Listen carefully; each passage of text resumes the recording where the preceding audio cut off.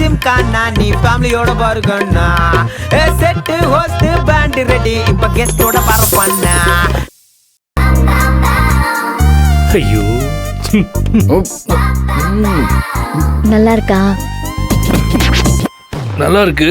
கொஞ்சம் கொஞ்சம் காரமா இருக்கு. அஷிஷோ தண்ணி குடி தண்ணி குடி தண்ணி குடி. சார் சார் இந்தாங்க சார் பிடிங்க. கல் படிச்சிருங்க.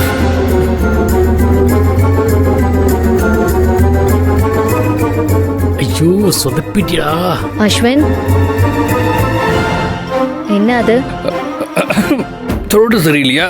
அதான் ஜீரா வாட்டர். சூப். ஜீரக தண்ணியா? குடி குடி, உடம்புக்கு ரொம்ப நல்லது.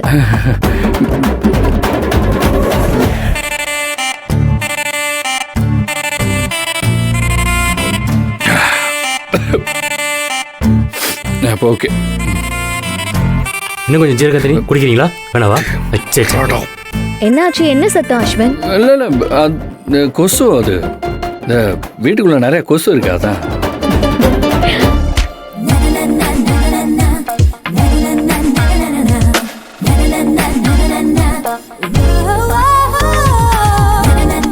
நீ ஆள் தான் அஸ்வின், பெருசா வளர்ந்திருக்கேன். உன் மனசு குழந்தை மாதிரி தெரியுமா?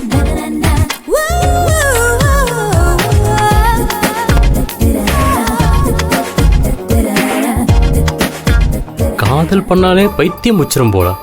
ஐயோ பா முடியல, கை வேற வலிக்குதே. எப்படி இருந்த மனுஷன் இப்படி கிரிஞ்ச் ஆயிட்டாரு. ஐயோ.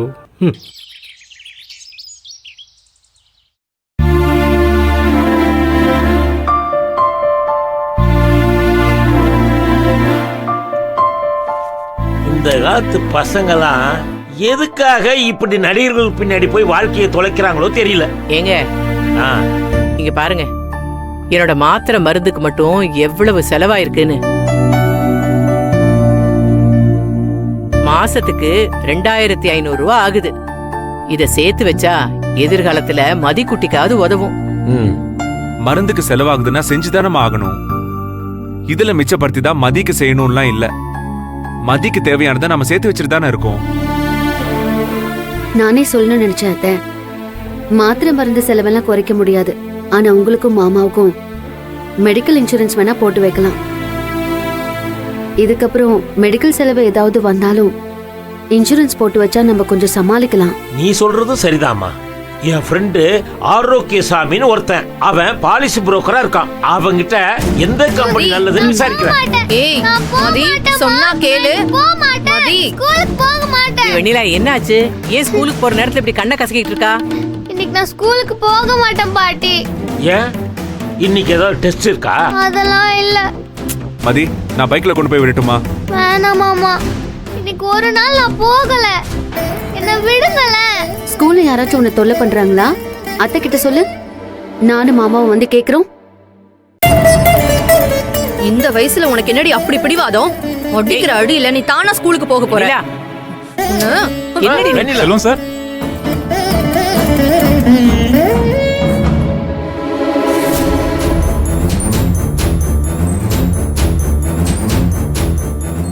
அங்கிள். மதிக்குட்டி, அங்கிள் எப்படிமா இருக்க? செல்வம் சார், நம்ம ஆடிட்டர் நாளைக்கு டெல்லி கிளம்புறாராம். அதான் நீங்க கார்மெண்ட்ஸ் போறதுக்குள்ள நேர்ல வந்து கையெழுத்து வாங்கி கொடுத்துடலான்னு வந்தேன். கொடுங்க. இந்தாங்க சார். மதிக்குட்டி, என்னம்மா ஏன் அலற? மதி ஸ்கூலுக்கு போக மாட்டேன்னு அடம் பிடிக்கிறா. அவங்க அம்மா அடிச்சாவது அவளை ஸ்கூலுக்கு அனுப்பணும்னு அடம் பிடிக்கிறா. ஏமா ஏன் ஸ்கூலுக்கு போக மாட்டேன்னு சொல்ற? ஸ்கூல்ல இன்னைக்கு ஃபாதர்ஸ் டே செலிப்ரேட் பண்றாங்க. எல்லாரும் அவங்க அப்பாவோட வருவாங்க. நான் மட்டும் அப்பா இல்லாம தனியா போகணும். எல்லா ஃப்ரெண்ட்ஸோட அப்பாவும் என் ஃப்ரெண்ட்ஸ் ஸ்கூல்ல கூட்டிட்டு வந்து டிராப் பண்ணுவாங்க. பைக்ல, கார்ல, ஏன் சைக்கிள்ல கூட சாக்லேட்லாம் வாங்கி கொடுத்துட்டு முத்தம் கொடுத்துட்டு தான் போவாங்க தெரியுமா?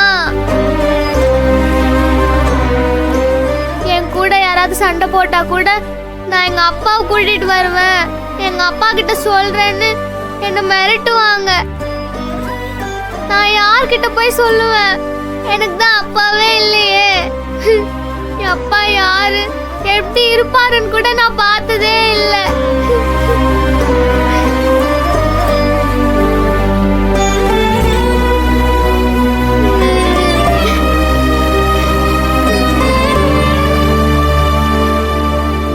இது வரைக்கும் என்னோட எந்த பேரண்ட்ஸ் டேக்கும் என் அப்பா வந்ததே இல்ல. ஆனுவல் டேக்கும் வந்தது இல்ல, ஸ்போர்ட்ஸ் டேக்கும் வந்தது இல்ல. ஸ்போர்ட்ஸ் டேல எல்லாரும் அவங்கவுங்க அப்பா கைய பிடிச்சிட்டு ஜாலியா போவாங்க வருவாங்க. என் கூட என் அப்பா இருக்காருன்னு தைரியமா இருப்பாங்க.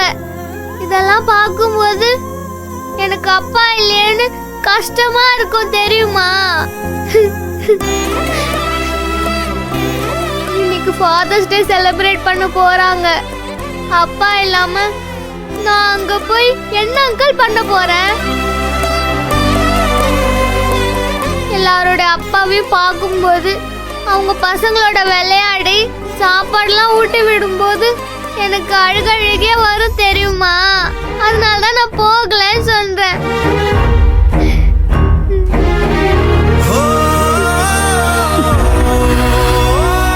நல்லா பாரு வெண்ணிலா, இது எல்லாத்துக்கும் நீ தான் காரணம், எங்களுக்கு சொல்ல வேண்டாம். ஆனா பெத்த புள்ள அப்பாவை தேடி அழுவுது, இதுக்கு என்ன பதில் சொல்ல போற?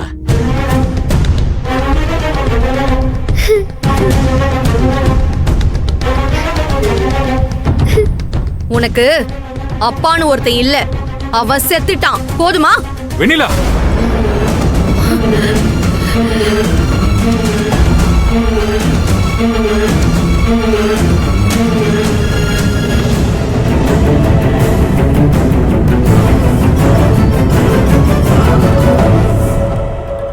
சாரி மேடம், என்னை மன்னிச்சிருங்க.